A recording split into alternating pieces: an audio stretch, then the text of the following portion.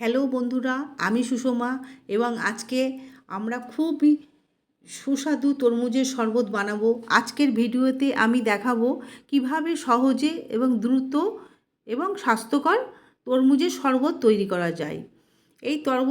এই তরমুজের শরবত তৈরি করতে বেশিক্ষণ সময় লাগে না, 10 মিনিটেই তৈরি হয়ে যায়।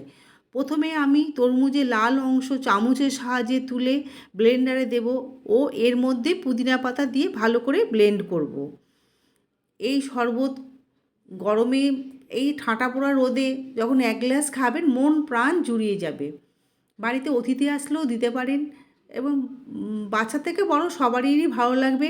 হাজব্যান্ড যখন অফিস থেকে আসে তখনও দিতে পারেন। ঠান্ডা বরফ দিয়ে যখন এই 1 গ্লাস শরবত দেবেন আশা করি ভালো লাগবে। এবার ব্লেন্ড করা এই শরবত ছাঁকনির সাহায্যে ছেঁকে বার করে নেব এবং রসের মধ্যে লেবুর রস আর বিট লবণ দিয়ে পরিবেশন করব। আমার ঠান্ডা লেগেছে বলে আমি বরফ দিইনি, আপনারা অবশ্যই বরফ দেবেন, তাহলে আরও বেশি ভালো লাগবে খেতে। গ্লাসের গায়ে লেবুর রস লাগিয়ে, গ্লাসের মুখে আর কি লেবুর রস একটু লাগিয়েছি, আর বিট লবণ আর লঙ্কার গুঁড়ো থালার মধ্যে একটু দিয়েছিলাম, দিয়ে গ্লাসের মুখটায় লাগিয়ে নিলাম, আরও বেশি ভালো লাগবে খেতে। এবার তরমুজের শরবত দিয়ে আমি পরিবেশন করব। আশা করি এই রেসিপি আপনাদের ভালো লাগবে। যদি ভিডিওটি পছন্দ হয় তাহলে লাইক ও সাবস্ক্রাইব করতে ভুলবেন না। ধন্যবাদ, দেখা হবে পরের ভিডিওতে।